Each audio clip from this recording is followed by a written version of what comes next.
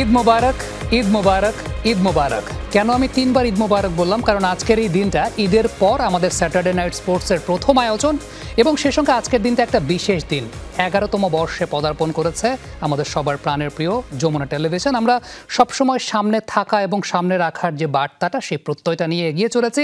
এখন পর্যন্ত কতটুকু আপনাদের কাছ থেকে গ্রহণযোগ্যতা অর্জন করতে পেরেছি সেগুলো আপনারাই হয়তোবা বলতে পারবেন। তবে যমুনা স্পোর্টসের পক্ষ থেকে এই জন্মদিনের এই সময়টাতে স্যাটারডে নাইট স্পোর্টসে একটু বিশেষভাবে আপনাদেরকে আমন্ত্রণ জানাচ্ছি। আমাদের আজকের দিনের ট্যাগলাইন আপনারা বুঝেই গেছেন, এক যুগে যমুনা স্পোর্টস ওয়ার্ল্ড। স্টুডিওতে আলোচনার জন্য আমাদের ঘরের তিনজন মানুষ উপস্থিত আছেন আমাদের যমুনা স্পোর্টসের সিনিয়র রিপোর্টার মুজদিবিন তারেক।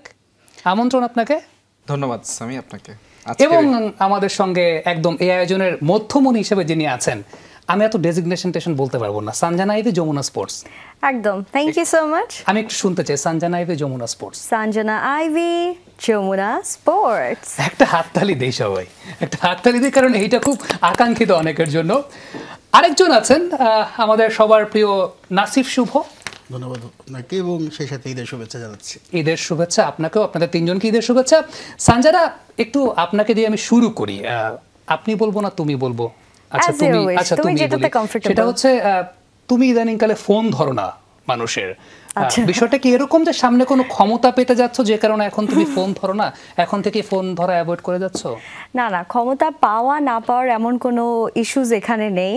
তুমি যখন কল করো আমি একটু বিজি থাকি, পরক্ষণে কিন্তু আমি আবার তোমাকে ব্যাক করি। না, আমি ক্ষমতার কথাটা কেন বললাম, দর্শক সঞ্জনা আইভি ঠিক যে চেয়ারটায় বসা আছে এই চেয়ারটাতেই বাংলাদেশ ক্রিকেট বোর্ডের সম্মানিত প্রেসিডেন্ট জনাব ফারুক আহমেদ, তিনি নির্বাচিত হওয়ার আগের দিন বসে স্যাটারডে নাইট স্পোর্টসে আলোচনা করে গেছেন। তার মানে সঞ্জনার ভবিষ্যৎকে আমরা সেরকম কিছু দেখতে পাচ্ছি? হ্যাঁ, হতে পারে আমার ভবিষ্যৎ উজ্জ্বল। তোমার মুখে ফুল চন্দন ফুটুক, যা বলেছো তার জন্য সত্যি হয়। বাহ, মাশাআল্লাহ। তারেক, এই পুরো টিমটাতে এখন আমরা যে চারজন এখানে উপস্থিত আছি, আপনি সবচাইতে পুরনো, আমার চাইতে পুরনো আপনি। এই টিমটাকে আমাদের সবার চাইতে আপনি হয়তো বা সবচাইতে বেশি ওন করেন, সেটা আমি বিশ্বাস করতে চাই। আমি যে কথাটা বললাম যে সঞ্জনার ভবিষ্যৎ সামনে উজ্জ্বল কিনা, আমাদের এই যমুনা স্পোর্টসে যারা ছিলেন, আমাদের সহকর্মীরা যারা ছিলেন, আমাদের একদম শুরুতে চিন্তা করলে আমাদের স্পোর্টস এডিটর রানা হাসান ভাই থেকে শুরু করে মনজুর মোর্শেদ ভাই আমাদের সঙ্গে ছিলেন, ফয়সাল তিতুমির আমাদের সঙ্গে ছিলেন, সালাউদ্দিন সুমন ছিলেন, যারাই ছিলেন, আহমেদ রাকিব ছিলেন, যারাই ছিলেন এখন তারা লিডিং পজিশনে আছেন। সো এটা কি এই যমুনা স্পোর্টস টিমের একটা অনেক বড় চার্মের জায়গা? নিঃসন্দেহে সামি, আপনি যেটি দেখবেন যে আমরা যমুনা টেলিভিশন যদি ওভারঅল বলি যে 12 বছরে আমরা পা দিচ্ছি, এই একদম 11th আওয়ার যদি আমরা বলি যে 11 বছরে কিন্তু আমরা একদম দর্শকের যে ভালোবাসার জায়গাটা, আমরা একটু সময় নিয়েই দর্শকের একদম চূড়ায়, ভালোবাসার চূড়ায় আমরা উঠেছি। এইটা নিঃসন্দেহে একদিনে হয়নি এবং এর পেছনে এই যে মানুষগুলোর কথা আপনি বললেন তাদের অবদান ছিল। এবং আজকের যমুনা স্পোর্টস বা স্যাটারডে নাইট স্পোর্টস যদি বলেন, তারা কিন্তু সেই ফাউন্ডেশনের অংশীদার কিন্তু তারা ছিলেন। এবং যমুনা স্পোর্টস যে মানুষ বা যমুনা টেলিভিশন যে মানুষের হৃদয়ে যে জায়গা করে নিয়েছে, সেটা নিঃসন্দেহে এই মানুষগুলো ছিলেন, তারা কাজ করেছেন, তার পরবর্তীতে যারা এসেছেন বা যারা আছেন তারা কাজ করছেন। এভাবেই কিন্তু একটার পর একটা ঈদ গেথেই কিন্তু দিন শেষে আজকে যমুনা টেলিভিশন দর্শকের যে একদম হৃদয়ের চূড়ায়, যেটি ভালোবাসার চূড়ায় যেটি বলি, সেটি কিন্তু হয়েছে। এবং আপনি যেটি বলছেন যে তারা লিডিং পর্যায়ে আছেন, আপনি দেখবেন যে কোন কোন জায়গায় তারা আছেন। যদি বলি, মনজুর মোর্শেদ খুব বেশি দিন হন নাই যে তিনি যমুনা টেলিভিশন ছেড়েছেন, তিনি কিন্তু এখন টি স্পোর্টস, বাংলাদেশের একমাত্র খেলার চ্যানেল, সেটির দায়িত্বে আছেন, ইনচার্জ হিসেবে আছেন। আহমেদ রাকিব তারও আগে তিনি আমাদের ছেড়ে সেই টি স্পোর্টসেই তিনি শুরুটা করেছিলেন। এবং দেখেন তারা কিন্তু দর্শকের যে আস্থার প্রতিদান সেটি কিন্তু তারা সেখানে গিয়েও দিচ্ছেন। এর বাইরেও যদি আমাদের যারা সহকর্মী ছিলেন, ফয়সাল তিতুমিরের নাম বললেন, নাগিব বাহার, সেই নামটা বা পে অফটা নিশ্চয়ই আমার মনে হয় যে দর্শকের অনেকের হয়তো মনে আছে। সেই মানুষগুলো কিন্তু বিবিসির মতো প্রতিষ্ঠানে তারা কাজ করেছেন। সেই দিক থেকে যমুনা টেলিভিশন বা স্পোর্টস টিম আমরা নিশ্চয়ই গর্ব করতে পারি, বা এটা আমাদের জন্য একটা চার্মের জায়গা। তার স্পোর্টসের ভাষায় কি আমরা এই কথাটা বলতে পারি, যমুনা স্পোর্টস টিমটা বার্সেলোনা প্লেয়ার প্রডিউস করে দেয়? বলতে পারেন এবং এইখানে অবশ্যই এই কৃতিত্বের অংশীদার যমুনা টেলিভিশন। কারণ আমি তো বললামই যে যারা এখান থেকে গেছেন তারা কোথায় গেছেন। টেলিভিশন ইন্ডাস্ট্রিতে যাওয়া আসা থাকবে, সুইচ করবে মানুষজন, যারা রিপোর্টার আছেন, গণমাধ্যম কর্মী আছেন, এটা খুব স্বাভাবিক বিষয়। কিন্তু যমুনা টেলিভিশন ছেড়ে তারা কোথায় যাচ্ছেন সেটা ফ্যাক্ট। সেটাও নিঃসন্দেহে দর্শকরাই বিচার করবেন যে এই জায়গায় যারা গেছেন, যমুনা টেলিভিশন যমুনা টেলিভিশনকে যারা পূর্ণতা দিয়েছেন, যারা নিজেরা যমুনা টেলিভিশনের মাধ্যমে সমৃদ্ধ হয়েছেন, তারা আজকে লিডিং পর্যায়ে আছেন। বাংলাদেশের বেশ ভালো ভালো জায়গাগুলো কিন্তু তারা আজকে কাজ করছেন এবং আরো ভালো কিছু দেয়া তৈরি করছেন। সেই জায়গাটা যমুনা টেলিভিশন নিঃসন্দেহে কৃতিত্বের অধিকারী। শুভ, যে কথাটা তারেক বলছিলেন যে যমুনা টেলিভিশনে যারা ছিলেন তারা এখন অনেকেই লিডিং পর্যায়ে আছেন, আপনি যমুনা স্পোর্টস টিমে এমন একটা সময় জয়েন করেছেন যখন হয় না যে ক্রিকেট টিমগুলোতে আমরা দেখি একটা ট্রানজিশনাল ফেজ, তখনও সেটা কিন্তু আমাদের যমুনা স্পোর্টস টিমের একটা ট্রানজিশনাল ফেজ। কিন্তু দিন শেষে এই যে স্ক্রিনে আমরা সেটার ইম্প্যাক্ট কখনোই পড়তে দেইনি। আপনাদের ইনিশিয়াল ডেজ থেকেই কিন্তু একদম লিডিং রোলটাই প্লে করতে হয়েছে শুভ। ওই চ্যালেঞ্জটা আসলে কেমন ছিল? Jamuna television, Jamuna sports team একটা ওয়েল এস্টাবলিশ টিম, সেই জায়গায় যখন আপনি প্রথম দিন থেকে দায়িত্বটা পেয়েছেন যে ঠিক আছে দায়িত্ব নিয়ে কাজ করতে হচ্ছে, হাউ ওয়াজ দ্য চ্যালেঞ্জ?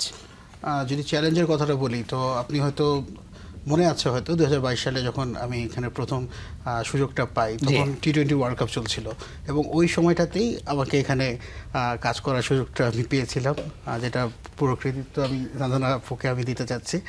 উনি এই জায়গাটাকে আসলে আমাকে যে মাঝখানে যে পুলসিরাতটা বলে না ব্রিজ, যে ব্রিজটা আর কি উনি ছিলেন আর কি যমুনা স্পোর্টস এবং আমার এই জায়গাটার ভিতর। তো যে কথা বলছেন যে শুরুতে যখন আমি এখানে আসলাম, আসার পর প্রথমেই আমাকে বলা হলো যে তাহমিদ অমিত ভাই আমাদের উনি কাভার করছেন, ঠিক আছে, ওনার সাথে অ্যাটাচ থাকতে, ঠিক আছে, উনি মানে যে কাজগুলো দিচ্ছেন সেগুলি করা। তো প্রথমে একটু আমি ঘাবড়ে গেছিলাম।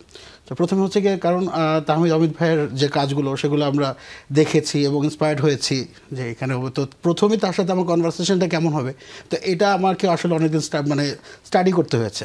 এটা হয়তো আমি কাউকে বলি না, আজকে হয়তো প্রথম আমি বলছি। আমি এটা খুব ভয়ের একটা বিষয় ছিল আমার সাথে, কারণ অনেকে হয়তো জানেন যে অমিত ভাই আসলে কাজের বিষয় কতটা ডেডিকেটেড।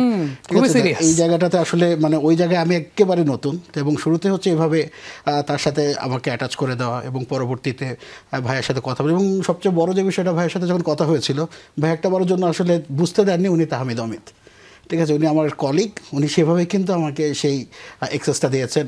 অমিত ভাই যদি কথা বলি, তারেক ভাই আছেন এখানে, তারেক ভাইও শুরুতেই প্রথম দিনে আমার সাথে তারেক ভাইয়ের সাথে কথা হয়েছে। তো তারেক ভাই কিন্তু সেই ফ্রিনেসটা বা কাজ করার যে পরিধিটা বা এখানে যে কাজ করার যে বিশাল একটা জায়গা আছে সেই জিনিসগুলো সম্পর্কে কিন্তু তারা আমাকে প্রতিনিয়ত বলে গেছেন। এবং ওই জায়গাটা একটা টাফ পিরিয়ড ছিল আমার, যেহেতু আমি ইন্টার্ন করেছি এই জায়গাটাতে। শুভ, আপনাকে একটু থামিয়ে দিব আমি এই কারণটা হচ্ছে আপনি ইন্সপিরেশনের কথা বলছিলেন, সেই ইন্সপিরেশনের জায়গাটা আমি একটু আমার পার্সোনাল গল্প বলতে চাই। সেই পার্সোনাল গল্পের জায়গাটা হচ্ছে এই যমুনা স্পোর্টসের যে আমাদের বুলেটিন থাকে, রেগুলার বুলেটিন, স্পোর্টস ওয়ার্ল্ড কিংবা স্যাটারডে নাইট স্পোর্টস, একটা সময় আমি দর্শকের দৃষ্টিতে আমি দেখতাম, দর্শকের দৃষ্টিতে যার দিকে আসলে মন্ত্রমুগ্ধের মতো চেয়ে দেখতাম, তিনি পরবর্তী সময় আমাকে ছ্যাঁকা দিয়েছেন। যিনি ছ্যাঁকা দিয়েছেন, ছ্যাঁকা দিয়ে তিনি আবার প্রত্যাবর্তনও করেছেন, কিন্তু একটা ভিন্ন রোলে, ডিফারেন্ট শেপে।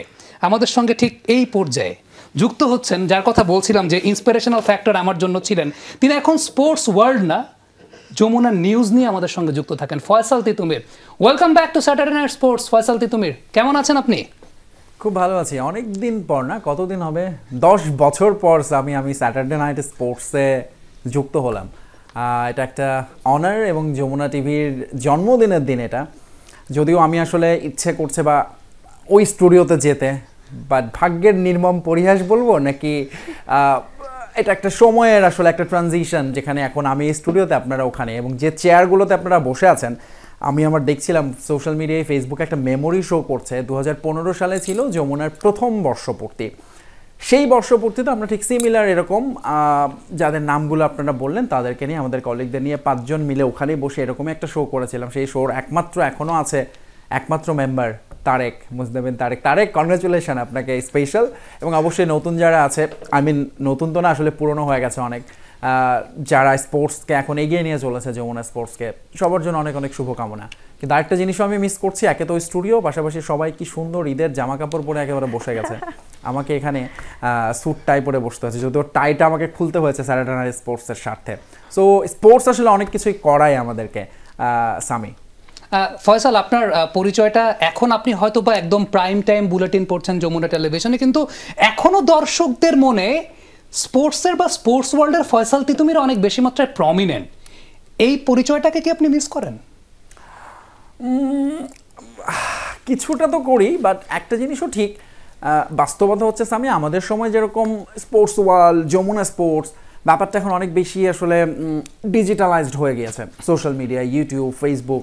সো যে কোনোভাবে আসলে স্পোর্টসের সঙ্গে যুক্ত থাকার সুযোগ আছে। বাট আমি পার্সোনালি এখনও আসলে যমুনা টিভিতে যেদিন থেকে পা রেখেছি, আমি আপনাকে তো খুব বেশি পাই না, বাট বাকিরা জানবে আমার বেশিরভাগ সময় কাটে স্পোর্টস রুমে। আমার সঙ্গে ব্যাগ থাকলে আমি গিয়ে স্পোর্টসের যে রুমটা যেখানে আমরা বসতাম সেখানে রাখি। আমি একটু আগেও নিউজ পড়ছিলাম স্পোর্টস ডেস্কে বসে শুভর চেয়ারটা দখল করে। সো আমি আসলে সবসময় স্পোর্টসেরই মনে করি, কারণ ওটা মিস করার খুব বেশি সুযোগ নেই। বাট একই সঙ্গে হ্যাঁ, যমুনা টিভির স্পোর্টস ওয়াল বা স্যাটারডে নাইট স্পোর্টস একটা পার্ট চোখের সামনে যখন দেখি আমি সেটার পার্ট না, সেটার একটা আক্ষেপ তো কাজ করে। তবে আজকে তো সেই আক্ষেপটাও ঘুচে গেল। Faisal Titumi, thank you very much. অনেকদিন পর আপনাকে আজকে স্পোর্টস লাইভে ইনফ্যাক্ট স্যাটারডে নাইট স্পোর্টসে যুক্ত করেছি, এবং ঈদের মৌসুম চলছে। আশা করছি এইখানে যারা আছে বসা প্রত্যেকেই বয়সে আপনার জুনিয়র, ঈদের সালামিটা আপনি অবশ্যই এই অনুষ্ঠান শেষে আমাদেরকে প্রদান করে বাধিত করবেন সেই প্রত্যাশা করে আপনার পরবর্তীতে নিউজ বুলেটিন আছে, আপনাকে ছেড়ে দিচ্ছি। তার এই যে একটা পারিবারিক সম্পর্কের জায়গাটা, প্লিজ প্লিজ তোমার কাছ থেকে কিন্তু সালামিটা এখনো আমরা দুজন পাইনি, তুমি কিন্তু শোটা শেষ করে দিয়ে দিও সালামিটা, ঠিক আছে? না, আমি বুঝলাম না। একটা কথা আছে, যেটা হচ্ছে যে মানে দেশি ভাষায় একটা কথা বলে যে আমার বিড়াল আমাকেই মেও বলে। মানে সঞ্জনা ইভি এখন মানে উল্টো সে আমাকেই এই সালামির চক করে ফেলছে। এনিওয়ে, সেটা you will get that, no doubt about that. Tarek, যে বিষয়টা বলছিলাম যে একটা পারিবারিক সম্পর্ক সবার মধ্যেই আছে, সবার বিপদে সবাই চলে আসে, কিন্তু সোসাইটিতে কন্ট্রিবিউট করার জায়গাটাতেও যমুনা স্পোর্টস যেভাবে কাজ করেছে, আমি একদম অন আ পার্সোনাল নোট যদি আপনার বেশ কিছু কাজ নিয়ে কথা বলতে চাই, তাহলে একটা খুব উল্লেখযোগ্য কাজের জায়গা ছিল চ্যাম্পিয়নশিপ লিগের ফিক্সিং ইস্যুতে, যেটা নিয়ে প্রথমবারের মতো ফিফা শাস্তি প্রদান করেছিল আলটিমেটলি, এবং সেটা আপনার একটা রিপোর্টের উপর বেস করি আলটিমেটলি সেই পুরো প্রক্রিয়াটা ঘটেছিল। একটু সেই গল্পটা একটু জানতে চাই, এবং সেই সঙ্গে যে দায়িত্ববোধের জায়গাটা একজন সংবাদকর্মীর, একই সঙ্গে তো সংবাদ তথ্য সংগ্রহ করা, সংবাদ করা সেটা যেমন এক ধরনের বিষয়, ঠিক সেই সঙ্গে যে অঙ্গনে আমরা কাজ করছি, ক্রীড়াঙ্গনের প্রতি দায়িত্ববোধের জায়গাটা, সেটা কতটুকু কাজ করে? আমি এই বিষয়টা নিয়ে কথা বলার আগে আমি পূর্বের একটা বিষয়ের সাথে একটু রিলেট করতে চাই, যেটা আমরা এর আগে বলছিলাম যে এখান থেকে এর আগে যারা গিয়েছেন তারা লিড দিচ্ছেন। এইখানে যমুনার কিন্তু গর্ব করার মতো আরেকটা বিষয় আছে। আপনি দেখবেন আমাদের আজকে 11 বছর শেষ হলো, 12 বছর আমরা পা দিলাম। আমাদের কিন্তু যারা এখানে ছিলেন বা এর মধ্যে থেকেই কিন্তু আমাদের যা স্পোর্টস ইনচার্জ বা স্পোর্টস এডিটর কিন্তু এখন পর্যন্ত হয়ে আসছে। আমাদের কিন্তু বাইরে থেকে কাউকে কখনোই ওই দরকারটা পড়ে না। এর মানে হচ্ছে যমুনা টেলিভিশন শুধু দর্শককে সঠিক সংবাদ দেয়া না, মানে একজন নেতা তৈরি করা, একজন স্পোর্টস নেতা তৈরি করা বা সাংবাদিক আমরা যেটা বলি যে মানে একটা টিম চালানোর যে দক্ষতা তৈরি করা, সেটা কিন্তু যমুনা টেলিভিশন করে আসছে। এবং সবশেষ এই জায়গার সবশেষ সংযোজন কিন্তু তাহমিদ অমিত, দর্শকদের কাছে খুব পরিচিত নাম। তিনি লিডার হিসেবেও আমার ধারণা এর মধ্যে তিনি বেশ সফল, এবং তার নেতৃত্ব হয়তো আমরা আরও ভালো করবো। যারা সমর্থক আছেন তাদেরকে সংবাদ উপহার দেবো। আর আপনি যেটি বলছিলেন যে চ্যাম্পিয়নশিপ লিগে যে ফিক্সিংয়ের স্টোরিটা ফুটবলে, সেটা হয়েছিল, সেটা যমুনা টেলিভিশনের যাত্রার কিছুদিন পরেই এই স্টোরিটা করা হয়েছিল, এবং ফিফা প্রথমবারের মতো কোনো পানিশমেন্ট দিয়েছিল। এটা নিঃসন্দেহে অবশ্যই আমার ব্যক্তিগত মানে তৃপ্তির জায়গা যদি বলেন, এটা আমাকে অনেক বেশি করে। তবে আমার কাছে যেটা আমি সবসময় মনে হচ্ছে, এবং দর্শকরা এই জিনিসটা রিলেট করতে পারবেন, আমরা যমুনা টেলিভিশন শুরু থেকে এখন পর্যন্ত আমরা কিন্তু কখনোই অতিরঞ্জিত কখনো কোনো কিছুই করিনি। একদম সাংবাদিকতার এথিক্সের জায়গা বলেন বা স্ট্যান্ডার্ডের জায়গা বলেন, সেই ডে ওয়ান যেরকম ছিলাম আমরা কিন্তু এখন পর্যন্ত এরকম। আপনি জানেন যে ফয়সাল তিতুমির বলছিলেন যে এখন সোশ্যাল মিডিয়ায় অনেক বেশি অ্যাক্সেসটা অনেক বেশি, কিন্তু তারপরেও আপনি দেখবেন যে আমরা কখনো এজেন্ডা ভিত্তিক কখনো নিউজ করিনি, বা দর্শককে বা কাউকে টার্গেট করে কখনো স্টোরি করা বা আমরা ক্রাইম রিপোর্ট বানাইনি। এবং সেই স্ট্যান্ডার্ডটা একদম সেই ডে ওয়ান 2014 সালের 5 এপ্রিল যেদিন যাত্রা হয়েছিল সেই জায়গা থেকে আজকে পর্যন্ত আমরা এই স্ট্যান্ডার্ডটা ধরে রেখেছি। এবং আমার বিশ্বাস যারা স্পোর্টস দেখেন, যারা স্পোর্টস ওয়ার্ল্ড দেখেন, তারা সমর্থকদের কথা বলছে, দর্শকদের কথা বলছে, তারা কেউ এই জায়গাটায় যমুনা টেলিভিশনকে অ্যাটলিস্ট কাঠগড়ায় দাঁড় করাতে পারবেন না। এটা একটা আমাদের তৃপ্তির জায়গা। এবং এই জায়গায় হয়তো কখনো আমরা ভিউ বলেন বা সেই জায়গাটায় পিছিয়ে যাই, কিন্তু আমাদের নীতি নির্ধারক বলেন বা আমাদের টিম লিডার বলেন, তারা কখনোই সেই পথে আমাদেরকে যেতে দেননি। এবং এই কারণে আমরা সামাজিক যে রেসপন্সিবিলিটিগুলো আছে সেই জায়গাগুলো আমরা কাজ করতে পেরেছি। এবং এখানে তো আসলে অনেক স্টেক হোল্ডার, আপনি যদি বলেন কর্মকর্তা, যারা অ্যাথলেট বা খেলোয়াড় যাদেরকে বলি, যারা সমর্থক, দর্শক, আমরা কিন্তু তাদের মধ্যে কখনো আতঙ্কের নাম না, এটা আমি একদম খুব গর্ব করেই বলতে পারি, বরং ভরসার জায়গা আমরা বলতে পারি। তবে হ্যাঁ, যদি কখনো সেখানে অনৈতিক কিছু হয়, সেই জায়গায়ও কিন্তু যমুনা টেলিভিশন কখনো কাউকে ছাড় দেয়নি।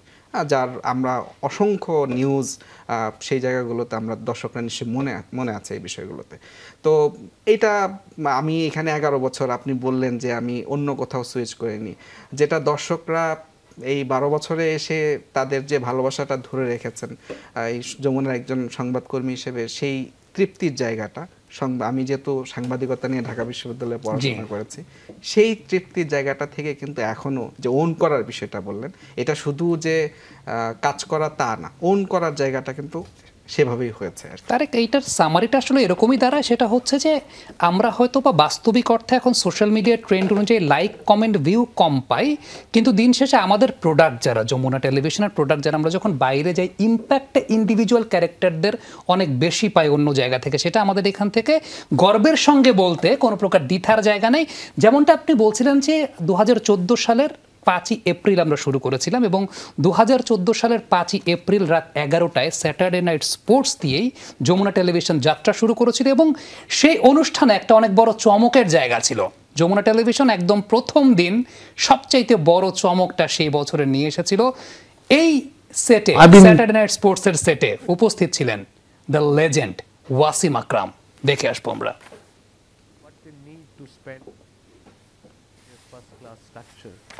And my request to Cricket Board is that's where your money should put your money in, and not now, maybe in 3 years Wasim আকরাম সেই সময়টায় ছিলেন, আমরা যেমনটা দেখতে পাচ্ছি একজন দর্শক সেই সময়টায়।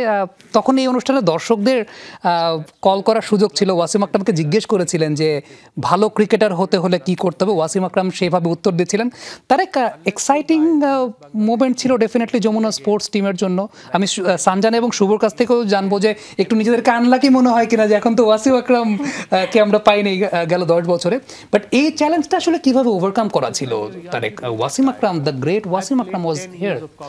শুরু থেকেই আমাদের যমুনা একদম চলার পথ থেকেই কিন্তু আমাদের ভিশনটা অন্যরকম ছিল, এবং যার শুরুর চমকটা আমরা ওয়াসিম আকরামকে দিয়ে করতে চেয়েছিলাম এবং সেটা সফল হয়েছিলাম। এবং নিশ্চয়ই আমি তখন আজ থেকে 11 বছর আগে ওয়াসিম আকরাম বাংলাদেশের কোনো একটা টি-20 ওয়ার্ল্ড কাপ চলে তখন, টি-20 ওয়ার্ল্ড কাপ চলছিল তখন, এবং ওয়াসিম আকরাম বাংলাদেশের কোনো একটা টেলিভিশনে স্পোর্টসের কোনো প্রোগ্রামে তিনি আসবেন, সেটা ওই সময় আসলে অনেকটা কঠিন ছিল, এখন যতটা সহজ।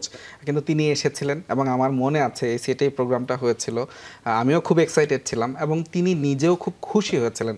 এখন আমরা পাকিস্তানের অনেক হয়তো স্পোর্টস শো দেখি, এ স্পোর্টস বা অনেকগুলো ইদানিং তাদের, এবং ওয়াসিম আকরাম সেখানেও থাকেন। তখন কিন্তু পাকিস্তানে ওরকম প্রোগ্রাম বা এই স্ট্যান্ডার্ডের প্রোগ্রাম হয়তো খুব বেশি ছিল না। তিনি খুব প্রশংসা করেছিলেন এবং তার সময়টাও খুব ভালো কেটেছিল। নিঃসন্দেহে যমুনার যারা শুরুর দর্শক ছিলেন তাদেরও কেটেছিল, আর আমরা যারা বিহাইন্ড দ্য সিনে ছিলাম এরপর অনেক সেলফি তুলেছিলাম, সেই সময়গুলো আসলে খুব আনন্দের ছিল।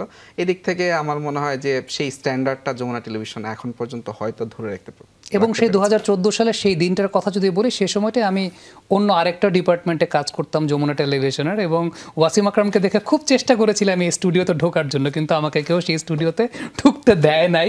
এনিওয়ে, সেটা আমার একটা আক্ষেপের জায়গা, তখন ছোট ছিলাম। সানজানা, একটু কি আফসোস হচ্ছে ওয়াসিম আকরাম?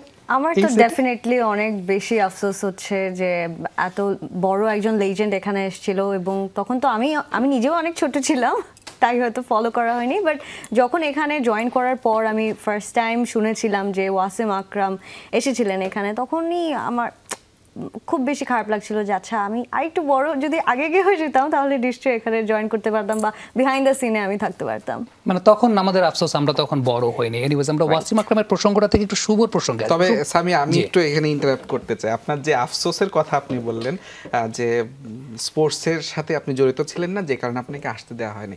আজকে যে আপনি সামি অ্যানালিস্ট হিসেবে আমরা যাকে বাংলাদেশের মানুষ চেনে, সেই সামিরও উত্থানটা কিন্তু এই স্পোর্টস ওয়ার্ল্ড, এটা আমি বলতে চাই। হ্যাঁ, আপনি কিন্তু এখানে স্পোর্টস ওয়ার্ল্ড শুরু করার পর তারপর থেকে আপনার আজকের যে অবস্থান, এবং এখনো আপনি আমাদের সাথে আছেন, আপনার আছে, তো আমার মনে হয় সেই আফসোসটা আপনার না রাখাই উচিত। ইটস অ্যান অনার, আমি সবার সঙ্গে কাজ করছি। আমি একটা কোয়েশ্চেন করে বিরতিতে যাব, যে বড় হওয়ার কথা আমরা বলছিলাম। হ্যাঁ, শুভ খুব তাড়াতাড়ি বড় হয়ে গেছে। কেন বলছি, যে সময়টায় বিয়ের পর শুভর হানিমুনে যাওয়ার কথা, শুভ হানিমুন যাওয়া বাদ দিয়ে অফিসের অ্যাসাইনমেন্টে গেছে। শুভ এটা নিয়ে আসলে বাসায় কি ইম্প্যাক্টটা ছিল? কারণ আলটিমেটলি বিয়ের ইমিডিয়েট পরপর তো মানুষ ঢাকার বাইরে গেলে হানিমুনে যায়, আপনার যেতে হচ্ছে অফিসের অ্যাসাইনমেন্ট কভার করতে। হাউ ডিফিকাল্ট ইট ওয়াজ। সেটা থেকে বড় কথা ছিল যে ওখানে যাওয়ার পর প্রথম যে লাইভটা ছিল সেটা আপনার সাথেই স্পোর্টস লাইভে ছিল, এবং যে প্রশ্নটি আপনি করেছিলেন তো একটু ভেবাচাকা খেয়েছিলাম প্রথমবারের মতন। তো তারপরে টুকটাক যেহেতু আপনার সাথে আমাদের কম্বিনেশনটা দারুণ, তো ওখান থেকে আসলে উঠে এসেছি। বাসার ইম্প্যাক্টটা আসলে ওরকম কোনো কিছু না।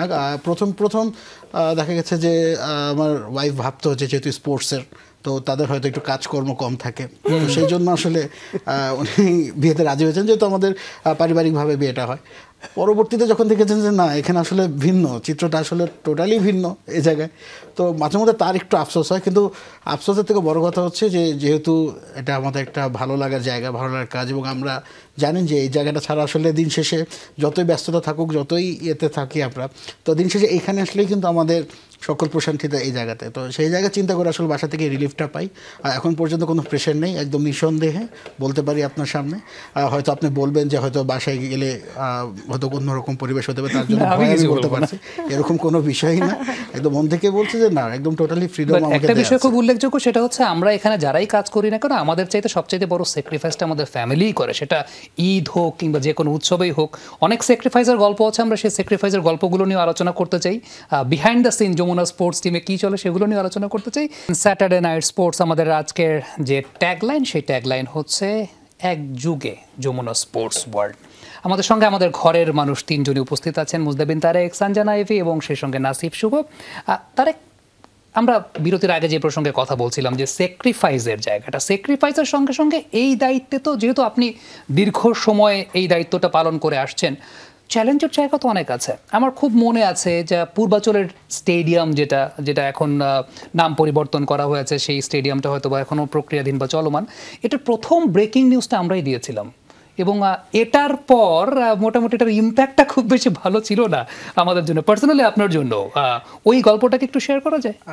সামি, তখন সেটাও প্রায় 15 বা 16 এই সময়কার মনে হয় খুব সম্ভবত ঘটনা, এবং পূর্বাচলে একটা ক্রিকেট স্টেডিয়াম হবে, সেটা তখনকার প্রধানমন্ত্রীর নাম অনুসারে হবে।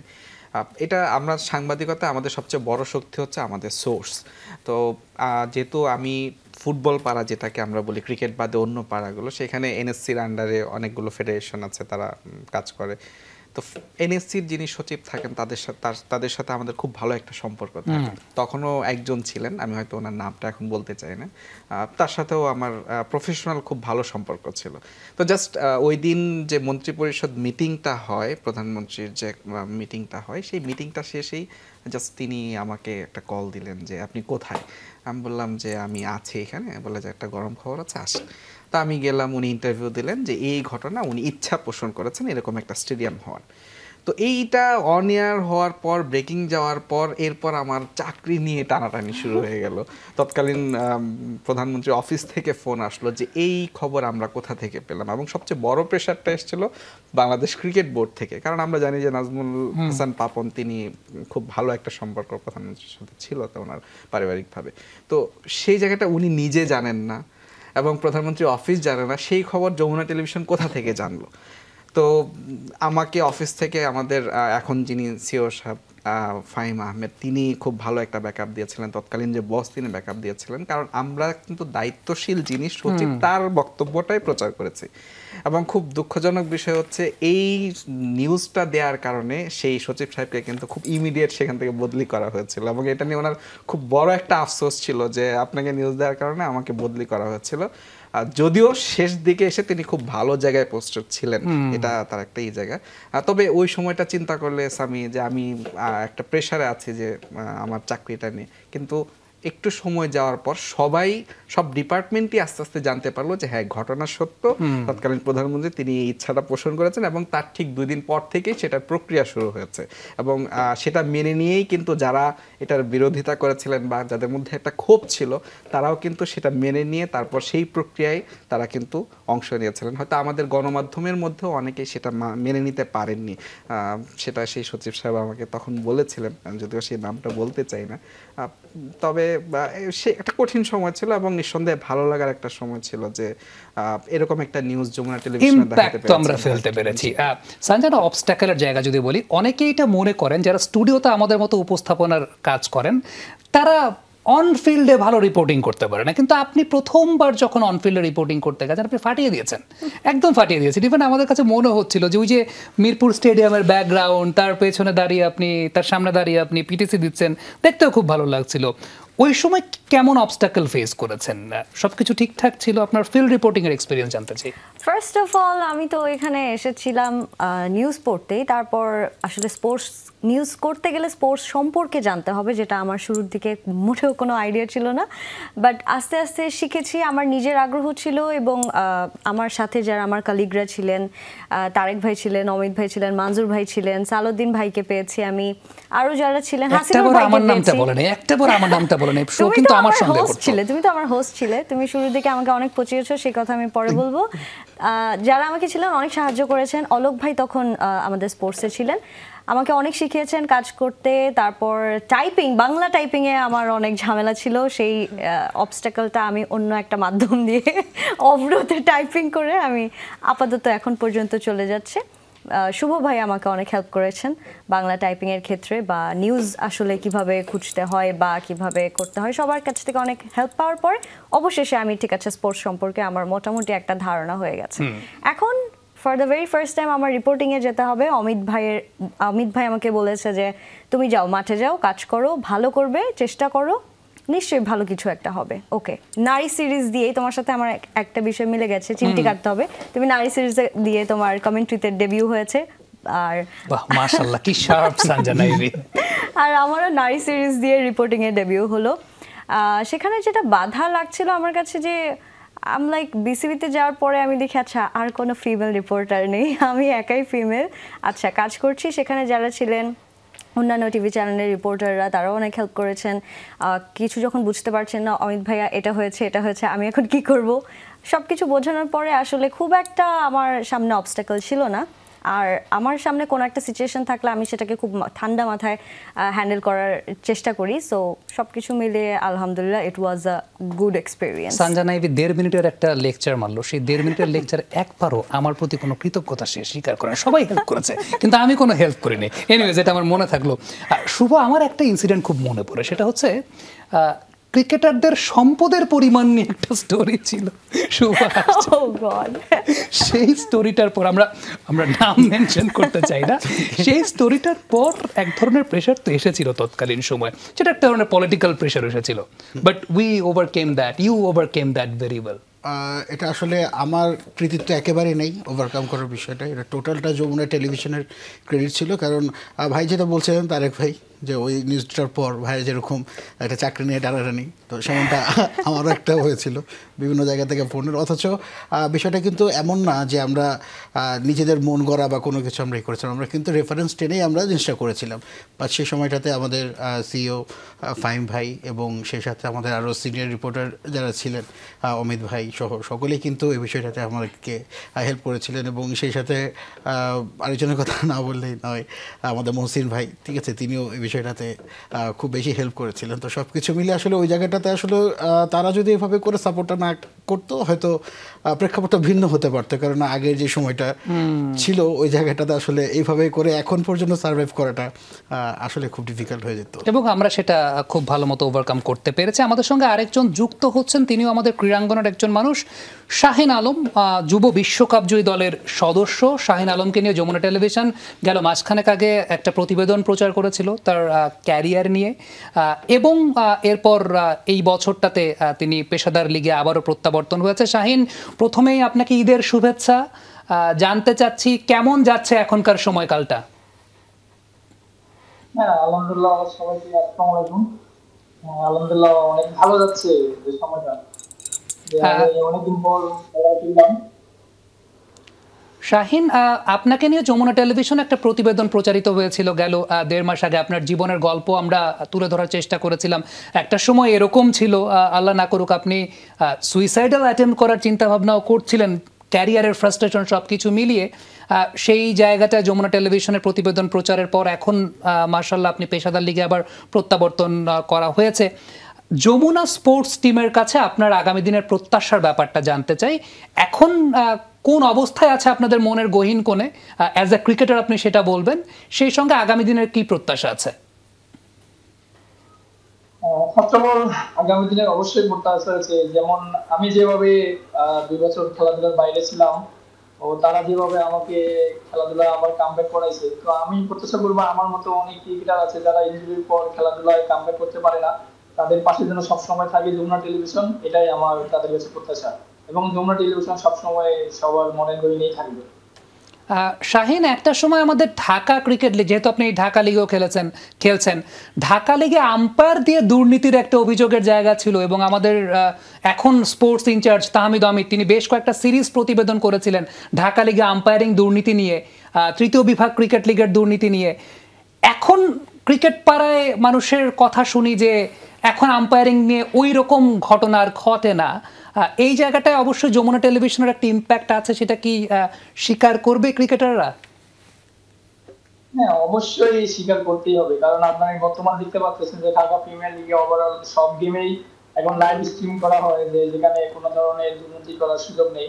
তো বর্তমান প্রেক্ষাপটে দেখা যাচ্ছে সব দিক থেকে আম্পায়ার বলেন ওভারঅল সবকিছুই ভালোভাবে হচ্ছে।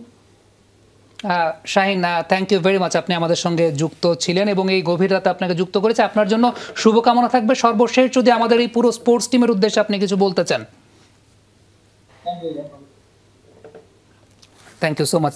শাহিন আলম আমাদের সঙ্গে যুক্ত ছিলেন এতক্ষণ এবং তার ক্যারিয়ার নিয়ে আমরা একটা প্রতিবেদন প্রকাশ করেছিলাম এবং সে সঙ্গে বিগত সময়গুলোতে আমরা যেমন বলছিলাম যে ঢাকা লিগে দুর্নীতির ইস্যু, নারী ক্রিকেটে ফিক্সিং ইস্যু নিয়েও কিন্তু যমুনা টেলিভিশন সর্বপ্রথম ব্রেকিংটা আমরাই দিয়েছিলাম এবং এর ফিডব্যাক যদি পরবর্তী সময় বলি যে সোহেলি আক্তার 5 বছরের জন্য নিষিদ্ধ হয়েছেন। সো যেখানেই আসলে বাংলাদেশের ক্রীড়াঙ্গনে কালো থাবা দেখা গেছে, যমুনা টেলিভিশন বা যমুনা স্পোর্টস টিম সবসময় সোচ্চার ছিল। যমুনা টেলিভিশন ইন জেনারেলি সোচ্চার ছিল। গেল জুলাই আন্দোলনের সময় আমরা সেই আন্দোলনের সময় আমাদের এই স্পোর্টস টিমের ভূমিকা নিয়ে কথা বলতে চাই।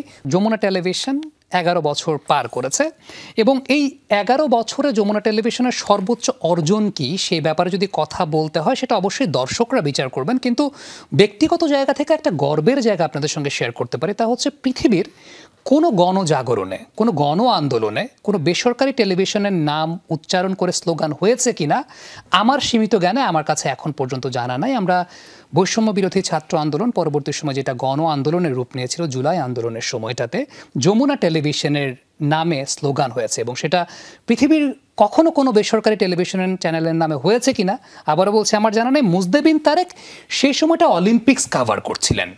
অলিম্পিক্সকে বলা হয় mother of all sports events.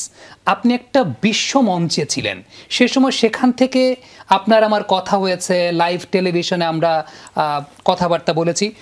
ওই রকম একটা মুহূর্তে আপনি ওই কাজটা করছিলেন। আমার প্রসঙ্গের জায়গাটা হচ্ছে যমুনা টেলিভিশনের নামটা তো তখন সমাদৃত অনেক বেশি, ইভেন যে জায়গায় আপনি ছিলেন সেখানে বাংলা ভাষাভাষী মানুষরাও ছিল।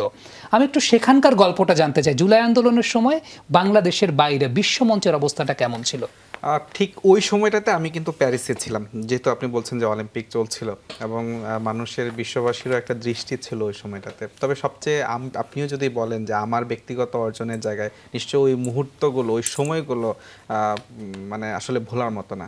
কারণ যেখানে গিয়েছি, যখনই কোনো বাঙালি কারোর সাথে দেখা হয়েছে, যখনই তিনি যমুনা টেলিভিশনের বুমটা দেখেছেন, মানে এতটা হৃদ্যতা এবং আন্তরিকতা নিয়ে কি করবেন, যে এটা তো আসলে আমাকে না, এটা আসলে যমুনা টেলিভিশনকে তিনি ওই মুহূর্তটা তিনি সেইভাবে তার অনুভূতিটা প্রকাশ করেছেন।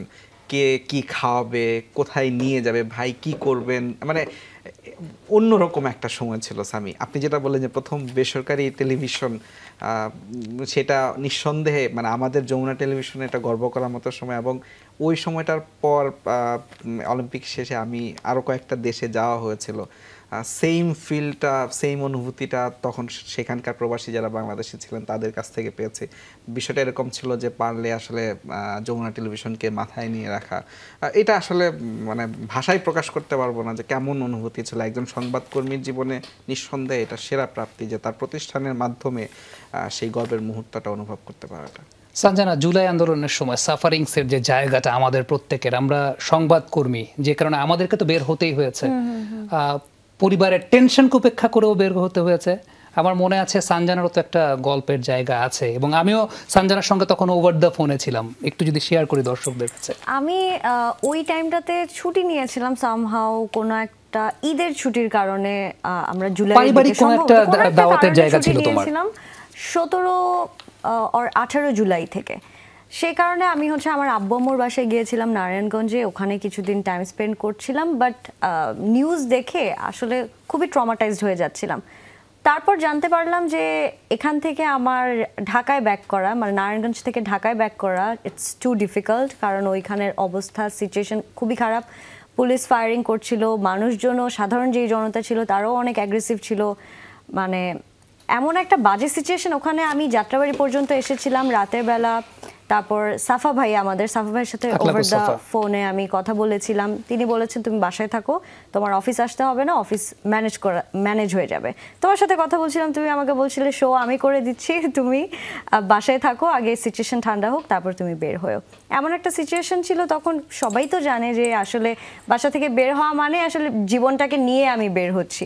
রাস্তা দিয়ে যে হেঁটে যাচ্ছে তারও কিন্তু গুলি লেগে এমনও হয়েছে যে তারা মারা গিয়েছেন। আসলে সবকিছু এত ভয়ঙ্কর পরিস্থিতি ছিল। আমি জাস্ট ওই সময়টা আল্লাহর কাছে দোয়া করছিলাম, আল্লাহ প্লিজ সবকিছু একটু শান্ত করে দাও, ঠিক করে দাও, যেটা তোমার কাছে বেটার মনে হয় সেটাই করো। এই দোয়াটাই আমি শুধু আল্লাহর কাছে করছিলাম। তারপর ব্যাক তো আসলে করতেই হবে। আমার জবকে আমি ভালোবাসি। আমি যমুনা সেরাও থাকতে পারছি না, আমার আসতেই হবে যমুনাতে। যতই আমাকে বলা হচ্ছে মঞ্জুর ভাই তুমি বলেছিলে, আদার্স যারা ছিল, অমিত ভাই বলছিলেন তুমি থাকো ওখানে। তারপর আমি 5 দিন পরে ব্যাক করি ঢাকায়। অনেক কষ্ট হয়েছিল। আমি নারায়ণগঞ্জ থেকে প্রথমে সাইনবোর্ড এসেছি। সাইনবোর্ড আসার পরে আমার মনে হয়েছে আমি যুদ্ধ বিধ্বস্ত কোনো দেশে আমি চলে এসেছি। কোনো মানুষজন নেই, জাস্ট জটলা বেঁধে বেঁধে কিছু জায়গায় মানুষ আছে। সাফারিং এর জায়গাটা ছিল, সেটা দর্শকরা বুঝতে পেরেছি। শুভর এবং আমার এর মাঝে একটা যে ঘটনা ছিল, আমরা কোনোদিন কোনো প্ল্যাটফর্মে শেয়ার করিনি। আমি এবং শুভ সরাসরি গুলির মুখে পড়েছিলাম, এবং আমাদের ঠিক এই মুহূর্তে অনুষ্ঠানটার যিনি প্রযোজক হিসেবে আছেন আমাদের পরশ ভাই, আমরা 3 জন একসঙ্গে অফিসে আসার মুহূর্তে একদম ডিরেক্ট গুলির মুখে পড়েছিলাম। শুভ, পরিবারের, আমরা তখন বলেছিলাম পরিবারের কাউকে আমরা জানাবো না।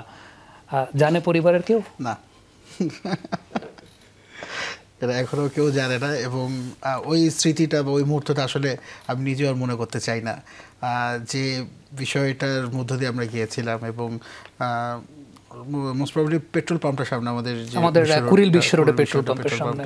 তো এখানে আসার পর অফিসে আসছিলাম, অফিসে যে সিএনজি দেওয়া হয়েছিল, তখন তো গাড়ি অনেক মানে রিস্ক হতো গাড়িটা বের করার জন্য। তো সিএনজি করে আমরা এই পর্যন্ত এসেছি, এবং সেখান থেকে আর আমরা যেতে পারছিলাম না। অপোজিট সাইড থেকে পুলিশ ফায়ারিং করতে করতে এখানে সামনের দিকে এগোচ্ছিল, সেই সাথে ছাত্র জনতার সামনে তাদের ভিড়। তো আমরা আসলে এক্স্যাক্টলি তাদের সাথেও ওখানে থাকতে পারছিলাম না, যে কারণে আমরা কিন্তু একটা সাইড, এবং সেটা পরশ ভাইয়ের বিচক্ষণতার আসলে প্রশংসা করতে হয়। প্রোডিউসার সবসময় প্রোডিউসার। এক্স্যাক্টলি। পরশ ভাই শুধু একটা কথাই বলেছেন, যে আমাদের যেহেতু একটা কারফিউ পাস ছিলেন, বললো যে ওইটা জাস্ট শো করে তোমরা জাস্ট দেয়ালের দিকে সাইড করে হেঁটে সামনে গিয়ে যাও। তো যাই হোক, বিপদের সময় অনেক কিছু আসলে তখন মাথায় থাকে না, ঠিক আছে। তো ওই সময় আমরা মাঝখানে আমরা ভালোই ছিলাম, যখন কাছাকাছি চলে এসেছি যমুনা গেট পর্যন্ত, তো হঠাৎ করে আমাদের সাবি ভাই একটা ম্যারাথন দৌড় দেয়, ঠিক আছে। ওই ম্যারাথন দৌড়টা আমি আর পরশ ভাই খুব অবাক চোখে দেখছিলাম, যে এই বুঝি আমরা শেষ। এবং তখন ফায়ারিংটাও চলছিল। এনিওয়েজ, এটা কোনোদিন না কোনো প্ল্যাটফর্মে আমরা কখনো বলিনি। আজকে সংবাদকর্মীর সব কিছুর ইমোশন প্রকাশ করতে হয় না, আমরা প্রকাশ করতে পারি না, কিন্তু সেই জায়গাটা আজকে হয়তো বা শেয়ার করলাম। আমাদের সঙ্গে শরীফ যুক্ত হচ্ছেন। দর্শক, আপনাদের নিশ্চয়ই মনে আছে আমাদের এইচ লেভেল ক্রিকেটার শরীফ, যিনি প্রোস্টেট ক্যান্সারে আক্রান্ত ছিলেন। আমাদের সহকর্মী তাহমিদ অমিত তার বাসায় গিয়েছিলেন, তৎকালীন বিসিবি প্রেসিডেন্টের সঙ্গে শরীফকে কথা বলিয়ে দিয়েছিলেন। শরীফ যুক্ত হচ্ছেন আমাদের সঙ্গে। শরীফ, প্রথমেই জানতে চাইবো আপনি কেমন আছেন, শরীর কেমন এখন আপনার? জি ভাইয়া, থ্যাংক ইউ। আলহামদুলিল্লাহ আমি ভালো আছি ভাইয়া। আর শরীফ, একটু জানতে চাইবো, যমুনা স্পোর্টস তো নিশ্চয়ই দেখা হয়, যমুনা স্পোর্টসের রিপোর্টগুলো দেখা হয়। আমাদের তাহমিদ অমিত ভাই আপনার বাসায়ও গিয়েছিলেন। আগামী দিনগুলোতে যমুনা টেলিভিশন আজকে 11 বছর পার করেছে, আগামী দিনগুলোতে যমুনা স্পোর্টসের কাছে আপনার প্রত্যাশার জায়গাটা কি? অনেক ধন্যবাদ ভাইয়া আমাকে স্যাটারডে নাইট স্পোর্টসে ইনভাইট করার জন্য। আর যমুনা টিভির জন্মদিনের জন্য অনেক অনেক শুভকামনা। আমার ক্যান্সারের জার্নিতে তাহমিদ ভাইয়ের অনেক বড় একটা ভূমিকা আছে, যমুনা টিভির অনেক বড় একটা ভূমিকা আছে। কারণ যমুনা টিভি যদি ওই সময় আমার এই নিউজটা না করতো তাহলে হয়তোবা অনেকে এই আমার ব্যাপারটা জানতো না। আর ওই নিউজটা করার পরে অনেক মানুষ জানছে, জানার পরে আমি একটা ভালো একটা মোটিভেশন পাইছি, হেল্প পাইছি, এই জন্য আমার চিকিৎসাটা খুব দ্রুত করতে পারছি। কিন্তু চিকিৎসা শেষ করার পরেও না, এরপরেও তাহমিদ ভাইয়া আমার অনেক অনেক অনেক খবর নিছে। এরপরেও আমাকে নিয়ে নিউজ করা হয়েছে যে আমার কী খবর, আমি কীরকম আছি, খেলাধুলা ডিস্টার্ব করতেছি কিনা। আসলে মানে এইটাই অনেক অনেক বড় একটা কিছু, মানে স্পোর্টস চ্যানেল হিসাবে। অসংখ্য ধন্যবাদ শরীফ, আমাদের সঙ্গে শরীফ যুক্ত ছিলেন। ভালো থাকবেন আপনি, অনেক রাত হয়ে গেছে, শরীফের ঘুমের টাইমও হয়ে গেছে। তারেক, তাহমিদ অমিত আমাদের বর্তমানে যমুনার স্পোর্টস ইনচার্জ, যাকে অনেক যুক্ত করার চেষ্টা করেছি এই জায়গায়, but captain is always captain, তিনি যুক্ত হতে চান নাই আজকে আমাদের সঙ্গে। তবে সাম্প্রতিক সময় তামিম ইকবালের হার্ট অ্যাটাক হয়েছে এবং খুব তড়িঘড়ি করে অ্যাম্বুলেন্সে করে তাকে হসপিটালে নেওয়া হয়েছে। এই যে অ্যাম্বুলেন্সের প্রচলনটা ঢাকা প্রিমিয়ার ডিভিশন ক্রিকেট লিগে একটা সময় ভ্যানে করে ক্রিকেটারদেরকে নেওয়া হতো আহত হলে, তাহমিদ অমিত একটা রিপোর্ট করেছিলেন যেখানে এই ভ্যানে করে ক্রিকেটারদের নেওয়া হচ্ছে। এরপর থেকে কিন্তু অ্যাম্বুলেন্স আমরা দেখতে পেয়েছি 2021-22-এর সময় থেকে। তারেক, আমাদের বস তাহমিদ অমিতকে নিয়ে একটু শুনতে চাই। আমার কাছে মনে হচ্ছে যে আজকের আয়োজনে তাকে নিয়ে খুব কম বলা হয়েছে নিঃসন্দেহে, এবং যদিও স্বস্তির বিষয় হচ্ছে উনি প্রশংসাটা খুব বেশি নিতে চান না, যে কারণে আজকে উপস্থিত দেখছেন। তবে খুশি করার জন্য না, নিশ্চয়ই দর্শকরা সেটা খুব ভালো জানেন। আপনি সামি জানেন, আপনি নিজেও ক্রিকেট নিয়ে কাজ করেন। আমাদের দেশে নিঃসন্দেহে সবচেয়ে মানে ফেভারিট স্পোর্টস যদি আপনি বলেন, সেটা তো এখন ক্রিকেট, বা লম্বা সময় ধরে ক্রিকেট। এবং ক্রিকেটের সেই যমুনা শুরু থেকে বা তারও আগে থেকে তাহমিদ অমিত তিনি যে তার যে ব্র্যান্ডটা তিনি তৈরি করেছেন, সেটি নিঃসন্দেহে যে শরীফ তিনি বললেন, এর আগে শাহিন আলম তিনিও বলেছেন, একজন সংবাদকর্মীর যে রেসপন্সিবিলিটিস জায়গা, সেটা শুধু প্রফেশনাল না, সোশ্যাল কিছু রেসপন্সিবিলিটিস থাকে, এবং সেটা করতে পারার মধ্যে যে তৃপ্তি, এটা নিঃসন্দেহে সবচেয়ে বেশি তাহমিদ অমিত। এবং আমরা আজকে যে আমাদের দেশের অন্যতম সেরা তারকা তামিম ইকবাল, যেটা আপনি বলছিলেন যে হয়তো হায়াতের মালিক আল্লাহ, হয়তো তাকে, তো কিন্তু সেই জায়গাটা একটা উপলক্ষ নিশ্চয়ই তাহমিদ অমিত। তিনি ওই সময়ে বিকেএসপির মাঠেই, সেই আমার এখনো মনে আছে যে ভ্যান দিয়ে অসুস্থ ক্রিকেটারদেরকে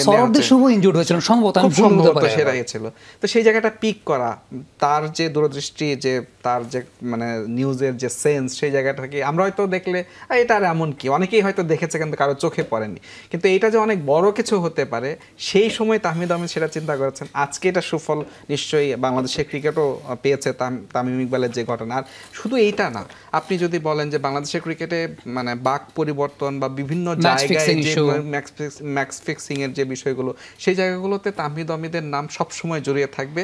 তিনি 11 বছর আগে যেরকম ছিলেন এখনও সেরকম আছেন, এবং এই চিরতরুণ হিসেবে যমুনা স্পোর্টসকে তিনি লিড দেবেন, এবং বাংলাদেশের স্পোর্টস জার্নালিজমে তিনি আরও অনেক বেশি ভূমিকা রাখবেন। এই প্রত্যাশাটা দর্শকরা যেরকম করেন, আমিও সেটাই করছি। এবং সবচেয়ে বড় ধৈর্যের বিষয় বোধহয় তাহমিদ অমিতের আমার মতো ফাঁকিবাজকে তিনি হজম করেন, এবং হজম করে যাচ্ছেন এখন পর্যন্ত। Thank you so much. আমরা ওভারে আছি, আমাদের প্রডিউসার বলে দিয়েছে পরের আমরা ওভারে আছি। Thank you so much Shuvo, thank you so much Sanjana, thank you so much Tarek. দর্শক, এই ছিল আমাদের আজকের স্যাটারডে নাইট স্পোর্টসের আয়োজনে। এতক্ষণ আমাদের সঙ্গে থাকার জন্য সবাইকে ধন্যবাদ।